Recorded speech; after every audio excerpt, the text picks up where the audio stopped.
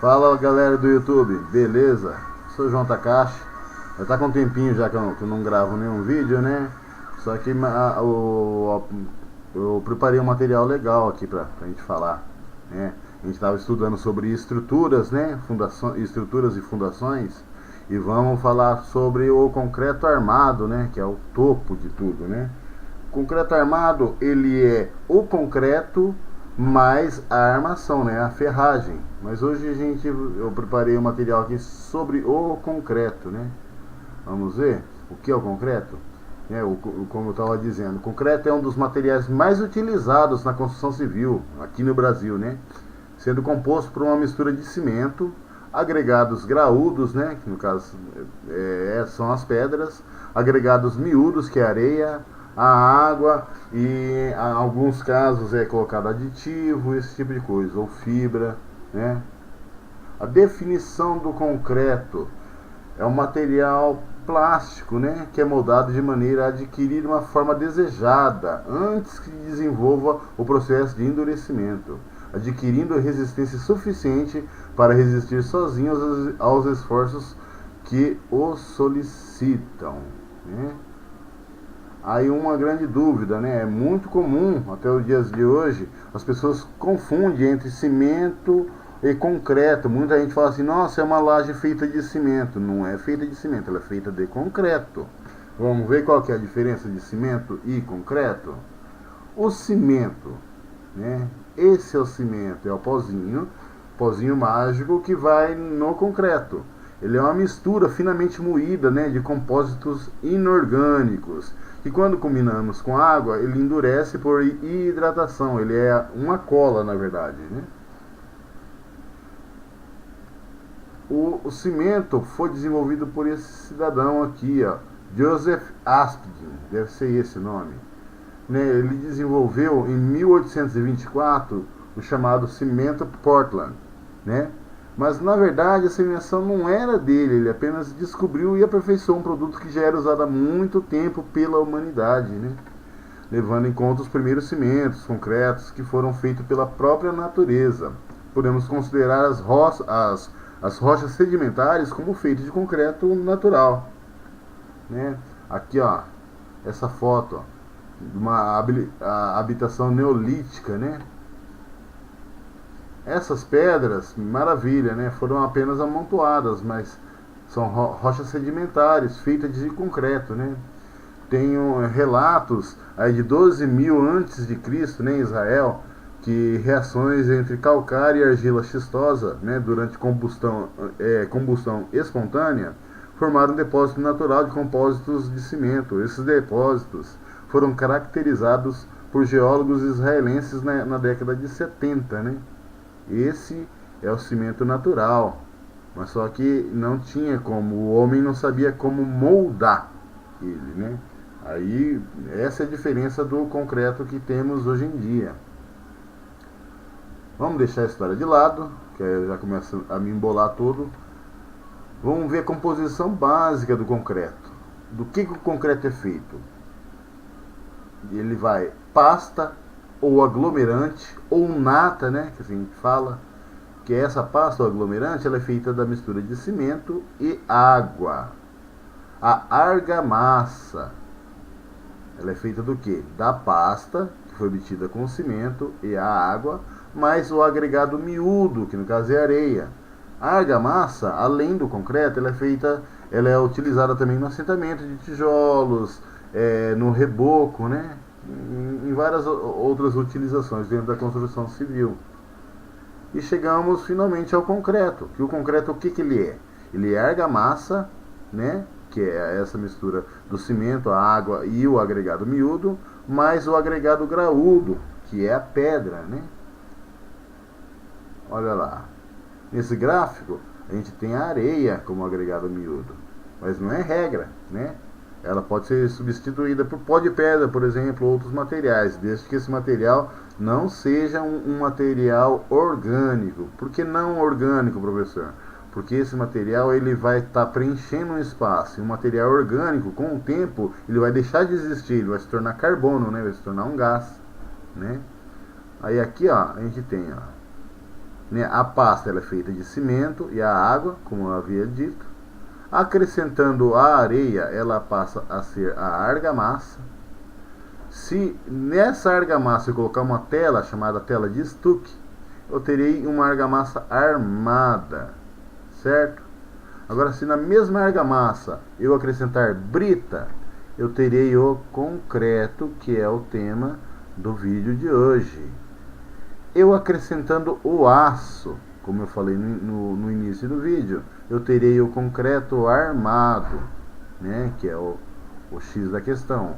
E eu posso acrescentar fibras, né? Eu teria concreto armados com fibras, que já é um outro assunto que a gente pode estar falando outro dia. Bom, vamos falar agora sobre as características mecânicas do concreto. O que se espera do concreto, né?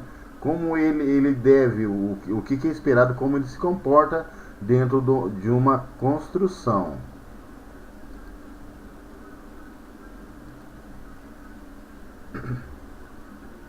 Bom, a maior característica assim, do uso do concreto é essa aqui, ó. O concreto ele tem boa resistência à compressão, né? Um concreto de baixa resistência ele tem de 10 a 25 megapascal, né? MPa. O concreto de média resistência ele tem entre 30 a 55 MPa, o megapascal. E o concreto de alta resistência tem mais, ele tem acima de 60 MPa. E o defeito do concreto, nada é perfeito. O concreto ele tem má ou péssima resistência à tração. O concreto sendo esticado ou torcido, ele se quebra facilmente, né?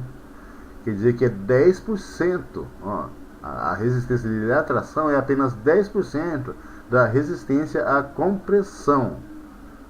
Professor, mas o que é MPa? Calma lá, já vou explicar essas siglas. Para quem já trabalha no ramo da construção civil, já deve ter ouvido falar nisso. Ah, qual que é o FCK do concreto? Ou FCK do bloco de concreto, né? FCK, vou tentar falar bem devagarzinho. Feature, Compression, no. Meu inglês é horrível, desculpa, gente. Ou em português, resistência característica do concreto à compressão, né? O MPa, ele é o megapascal, ele é uma medida, ele é, digamos assim, é uma grandeza de pressão, né? O megapascal, ele é igual a 10,19 kg/força por centímetro quadrado, ou aproximadamente, né, como a gente usa para cálculos, 10 kg/força. Quer dizer que, nesse exemplo, ó, se o FCK do concreto for de 30 MPa, a sua resistência à compressão é de aproximadamente 30 kg/força por centímetros quadrados. E como a gente já falou, aqui ó, que ele tem má resistência à tração, a resistência à tração num concreto de 30 MPa vai ser 30 kg/força por centímetro quadrado. Beleza? Desculpa pelo inglês, meu inglês morreu de fome no ano passado, mas vamos lá. Resistência do concreto, né? Que é o X da questão, que é o que a gente falou. A principal característica dela é a resistência à compressão. Como que eu vou garantir a resistência do concreto, né? Tem vários fatores, né? Os principais que a gente vai citar, ó, é o tipo do cimento, né? Existem, que é a cola. Existem cimentos de várias categorias que interferem não somente na resistência do concreto, mas como também na velocidade de pega ou do endurecimento, né? Na proteção contra agentes agressivos, ácido ou alguma coisa alcalina, né? Esse tipo de coisa. Ah, mas qual é o tipo de concreto? Eu separei no site aqui.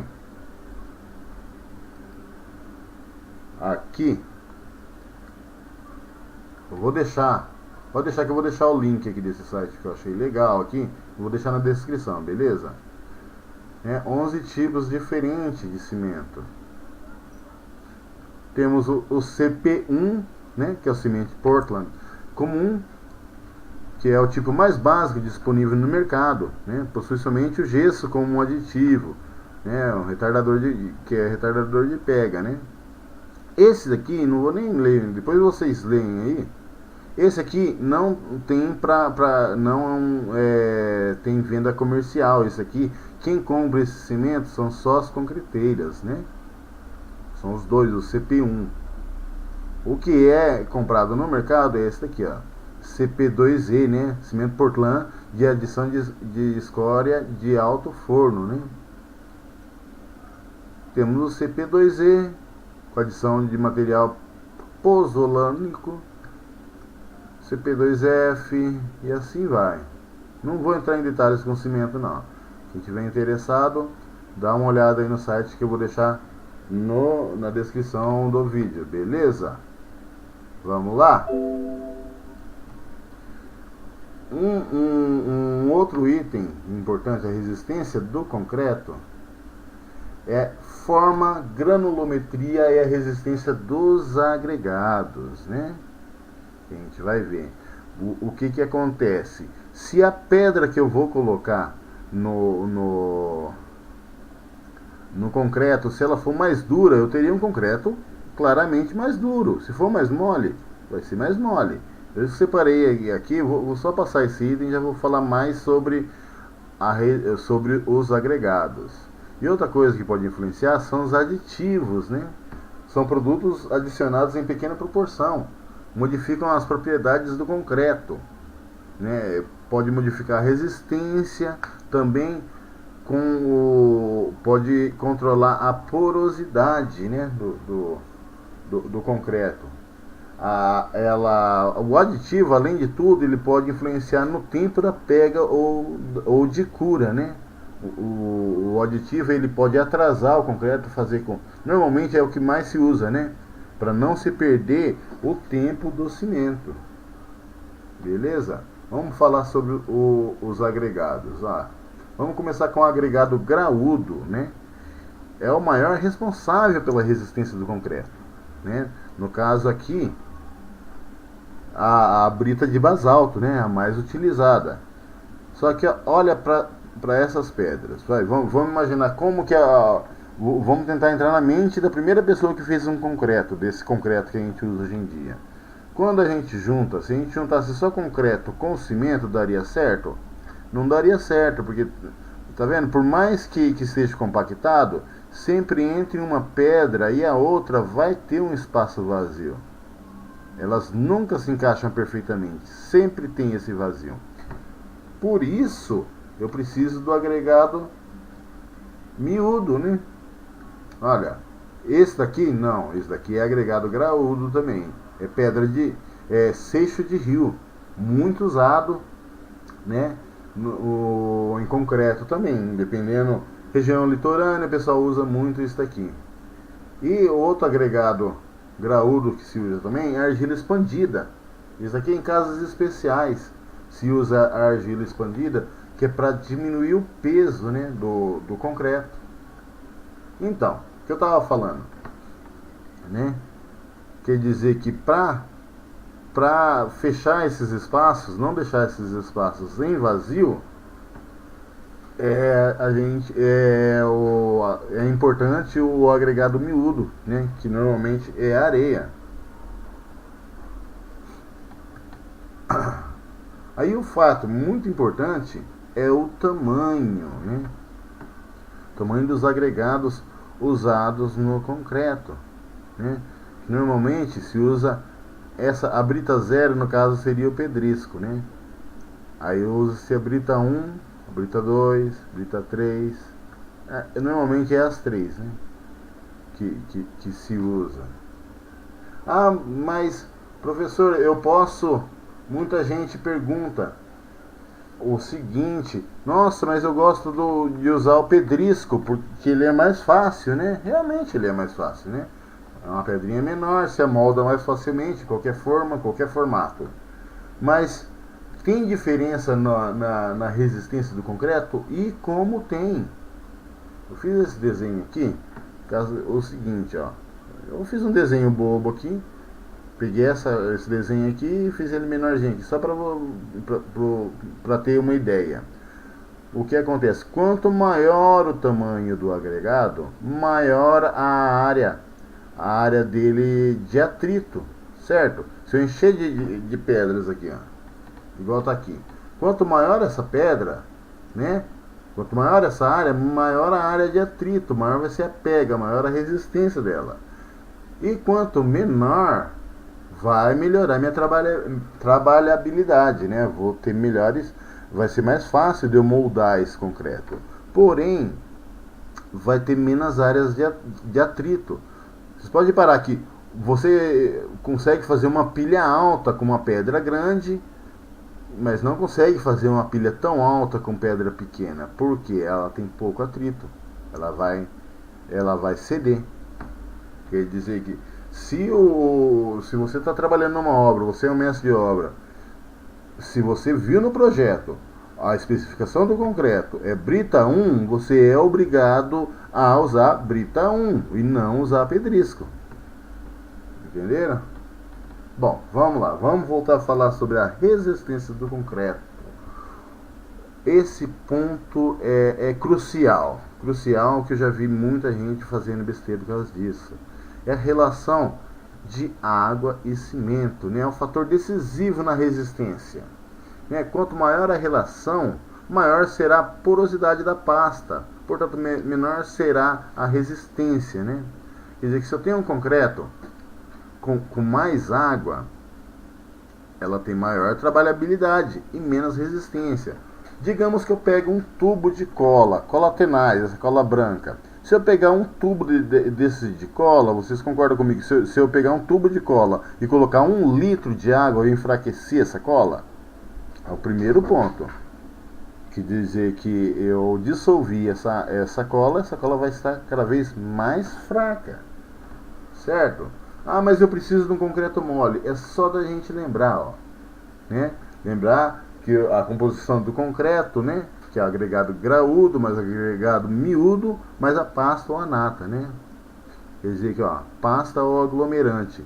Quer dizer que se eu preciso de um concreto mais mole, né? O concreto bombeável, por exemplo, ao mesmo tempo que eu for aumentar a água, eu tenho que aumentar o cimento.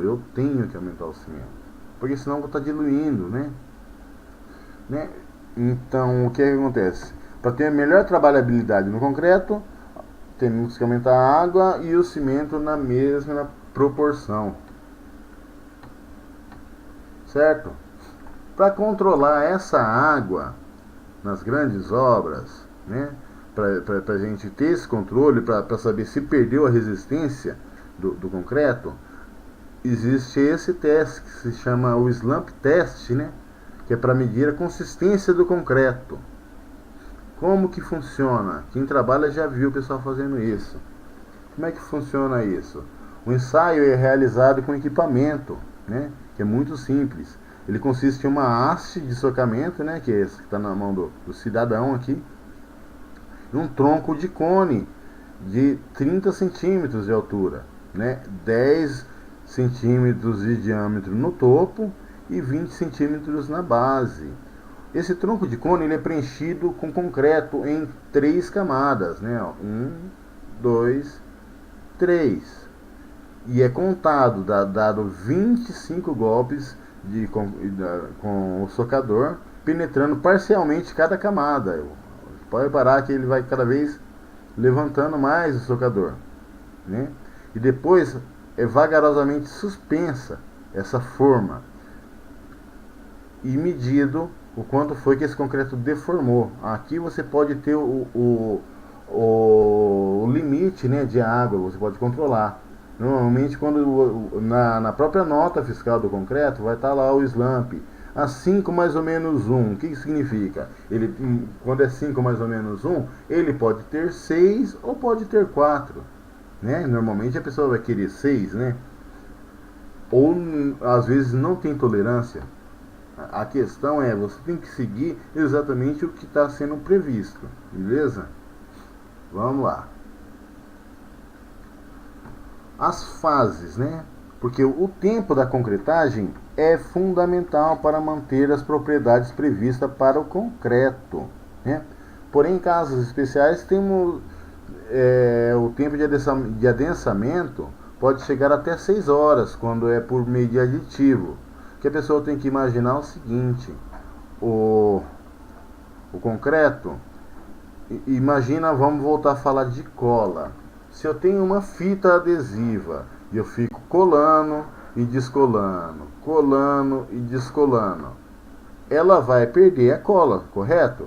Agora imagina só o concreto, né? Por isso que o adensamento máximo aqui é 150 minutos. Imagina o concreto, ele vai estar colando, descolando, colando e descolando. Aí quando fica duro, aí vai o gênio da lâmpada e joga água. Vamos pensar novamente igual a fita adesiva. Se você está com a fita adesiva colando e descolando, você joga água, o que você fez com a cola? Você acabou com a cola, né, companheiro? Então vamos lá, as regras básicas para transporte. Isso é o básico, por isso que tem o horário. Quando você pega a nota fiscal do caminhão de concreto, tem o tempo de saída, porque o transporte ele tem que ser feito no tempo máximo de 90 minutos, né? Temos o lançamento, o adensamento. O que é o adensamento do concreto? É o lançamento e mais o concreto espalhado, tirado bolhas, esse tipo de coisa.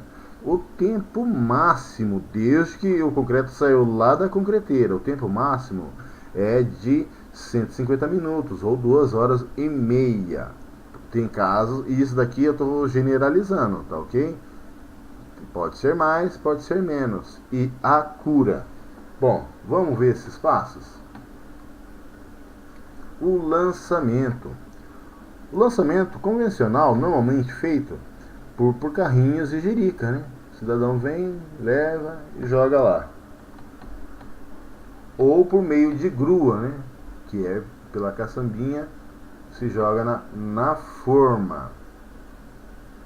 E temos também o concreto bombeado, né? Para o local de aplicação.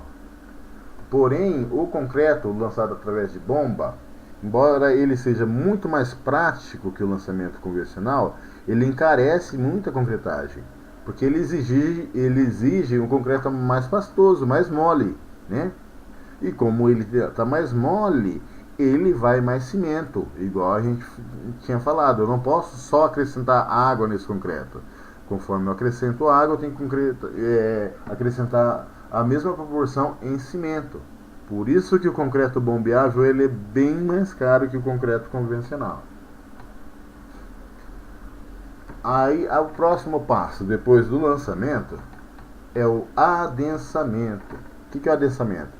É o procedimento feito para eliminar bolhas de ar, né, após o espalhamento do concreto, garantindo assim a resistência prevista. Vou evitar bolhas de ar. Bolha de ar vai formar vazio. O vazio não tem resistência nenhuma, ok? Aí o adensamento ele pode ser feito manualmente, através de batidas com soquete e vergalhões, em pequenas obras, né? Em casa normalmente a gente vai lá com ferrinho e soca, né? Ou por meio de vibração, né? Vibrador de imersão, que no caso da foto, né? É muito utilizado em estrutura, porque ele entra ali dentro da viga, dentro dos pilares. E outro tipo de vibração também é a régua vibratória. Só que porém a régua vibratória ela é limitada, né? Que ela só pode ser usada somente em superfície plana, né? Em lajes, em pisos, esse tipo de coisa. O legal da régua é isso, ó, que ela já deixa planinho, né? O acabamento ou alisamento do concreto também faz parte do adensamento, né? Normalmente você vem com o vibrador, o pedreiro já vem dando esse primeiro acabamento, esse pré-acabamento, né? Que é feito simultaneamente com a vibração. E a cura do concreto, né? A cura o que é? É a operação final da aplicação do concreto, que consiste em evitar a retração hidráulica, quando o concreto ainda não desenvolveu a resistência suficiente para evitar a formação de fissuras. O que acontece? o concreto ele está mole, está cheio de água. Quando ele dá reação, vai formar espaços vazios, né? A água vai querer evaporar, vai, com a formação de espaços vazios, vai aparecer as fissuras, né? As trincas, né? O objetivo de curar o concreto é deixar que ele fica sempre molhado, para que os fatores externos, como a temperatura elevada do ambiente, vento, baixa umidade do ar, não atrapalhem no processo de endurecimento. Normalmente, esse trabalho, esse cuidado é feito nos primeiros 7 dias, né? Que é para dar a primeira pega do concreto. A cura, lá, no procedimento da cura, pode ser usado a molhagem constante, né, que é no caso aqui da mangueirinha, né, assim como uma cobertura com a manta apropriada, né, que é o biguim. Ou molhar, né, que é colocado aqui como uma coberta, né, e molhado em cima. Em algumas indústrias se utiliza o vapor também para dar essa umedecida no concreto. Bom, por que é 7 dias que é feito a cura, né? Tem esse gráfico aqui, ó. Ele mostra o aumento da resistência do concreto com o tempo, né? O processo de reidratação deve ser feito nos primeiros 7 dias. Tá vendo a subida da resistência, da resistência à compressão do concreto? Nos primeiros 7 dias, ele aumenta muito a resistência, ele vai endurecer com uma certa rapidez, né? Quando ele é mais acelerado, né? Aí após os 28 dias, que é aqui, o concreto já pode ser considerado, ele é basicamente considerado a 100% da sua resistência. Com 28 dias é quando eu posso tirar escoras de laje, esse tipo de coisa, que eu já sei que o concreto já está com as suas propriedades previstas. Porém, essa linha de endurecimento, ela não acaba aqui, né? Se for ver bem, pegar um gráfico maior com outras pessoas mais estudiosas, você vai ver que o concreto, mesmo depois de vários anos, ele continua cada vez aumentando a sua resistência, porém num ritmo muito menos acelerado, certo? E como que eu meço a resistência do concreto? Com o ensaio de resistência, né? A resistência do concreto ela é estudada previamente, antes da mistura dos seus materiais, né? Pode ser brita, areia, cimento, água e os aditivos, cuja as proporções são estimadas através de procedimentos, né? Da dosagem para a determinação do traço do concreto. Eu tenho um cálculo, eu calculo para ele chegar numa certa resistência. Aí após, né, como que eu sei se realmente o objetivo foi alcançado? Quer dizer que aí após a mistura ter sido efetuada, retira-se da massa o material para moldagem, né, dos corpos de prova. Todo o caminhão é tirado, né, essas amostrinhas aqui, os quais são submetidos a um ensaio de ruptura, né, averiguando se a resistência prevista foi obtida. Certo? Aqui é a prova dos 9 para ver se o concreto chegou nos finalmente. Aí, bom, esse daqui é um prêmiozinho, certo? Que quem assistiu sobre concreto quer saber, mas professor, mas como que eu vou fazer um concreto? Eu preciso de um concreto na minha casa. Esse traço, como assim eu sempre digo, eu sou um mestre de obras. Infelizmente eu não me formei em engenheiro, mas esse traço ele é um traço padrão, ele é previsto, é o que a gente usa, é o menos arriscado. Eu confesso que em casa muitas vezes eu uso bem menos, muitas vezes não, sempre uso menos, mas é por conta e risco. Mas esse traço, o que acontece, né? Como fica difícil de prever a resistência do concreto, pois deve-se levar em consideração o tipo do cimento, a qualidade e o tamanho dos agregados, né? Também é difícil prever a quantidade de água, né? Depende da umidade, da areia, esse tipo de coisa. Só que esse traço aqui, ele é um universal, né? Eu vou conseguir de 15 a 20 megapascal de resistência. Esse traço ele consiste em quê? Em CAP, né? CAP é igual a 1, 2, 3, né? No caso, o CAP aqui, o C é o volume de cimento, né? Em volume, viu gente? Não em peso. É para medir o cimento. Por volta de 35 litros, né? Duas latas no caso, vai dar 36 litros. É um basicão, né? Isso mesmo. Que é o volume aparente em um saco de 50 quilogramas. Ah, professor, mas deu 2,5 latas.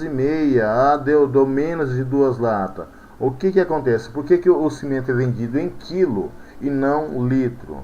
Como ele é um pó muito fino, né? Ele vem do gesso, ele pode estar, como se fala, mais denso ou menos denso, né? O volume do cimento, mesmo dentro do saco, ele pode aumentar ou diminuir.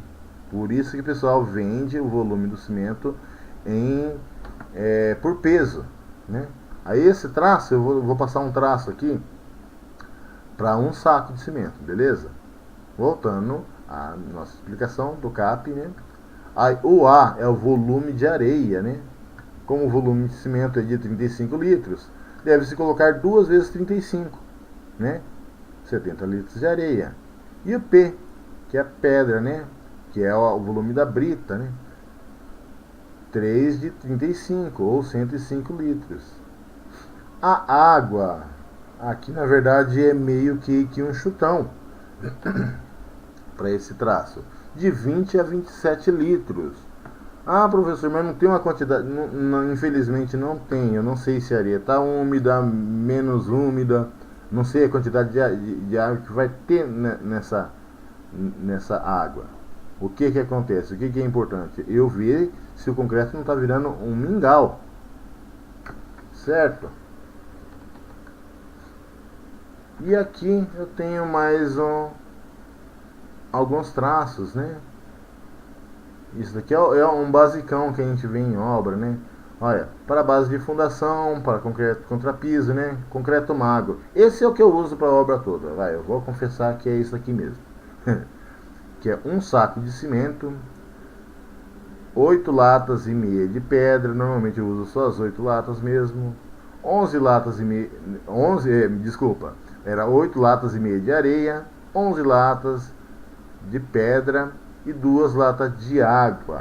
Mas voltando de novo para chamar a atenção sobre a água, né? Você tem que ver, choveu, às vezes a areia já está molhada, esse tipo de coisa, né? E temos os outros traços aqui: concreto para fundação, concreto para pisos. Bom, esse material aqui sobre os traços eu vou estar deixando na descrição do link também, beleza, gente? Bom, desculpa a demora para estar lançando outro material, espero que tenham gostado. Se Deus quiser, eu vou voltar agora a fazer vídeos, ao menos uma vez por semana, beleza?